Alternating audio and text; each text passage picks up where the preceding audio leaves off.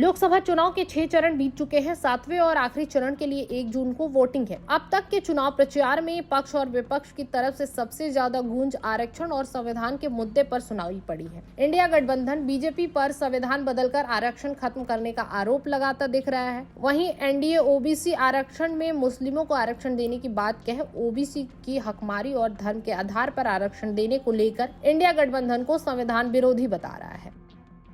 ऐसे में बीजेपी की मोदी की गारंटी और अब की बार 400 पार का नारा संविधान और आरक्षण के इर्द गिर्द सिमटता हुआ दिखाई पड़ रहा है। पीएम मोदी ने चुनाव की शुरुआत में ही अब की बार 400 पार का नारा दिया। इसके बाद बीजेपी और एनडीए के नेताओं के मुंह से 400 पार का नारा हर मंच से सुनाई पड़ने लगा। लेकिन यूपी के सांसद लल्लू सिंह हो या कर्नाटक के सांसद अनंत सिंह हेगड़े, इन लोगों ने 400 सीटों की जरूरत को जिस तरह से लोगों के बीच समझाया वो बीजेपी के गले की फांस बन गई है।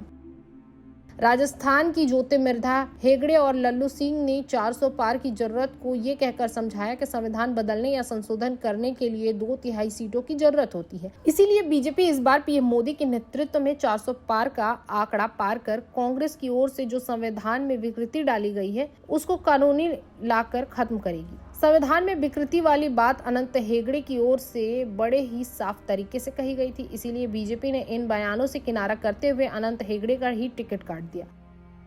लेकिन ज्योतिर्मयी का वो बयान वायरल होने लगा जिसमें उन्हें देश हित के कड़े फैसले लेने के लिए संविधान में बदलाव की बात करते हुए सुना जा सकता है। विपक्ष ने ज्योतिर्मयी हेगड़े और लल्लू सिंह के बयान को लपक कर प्रचारित करना शुरू कर दिया कि बीजेपी 400 सीटें पाकर संविधान को बदल देगी, दलित पिछड़ों को मिलने वाला आरक्षण भी खत्म कर बाबा साहब द्वारा दिए गए आरक्षण को समाप्त कर देगी।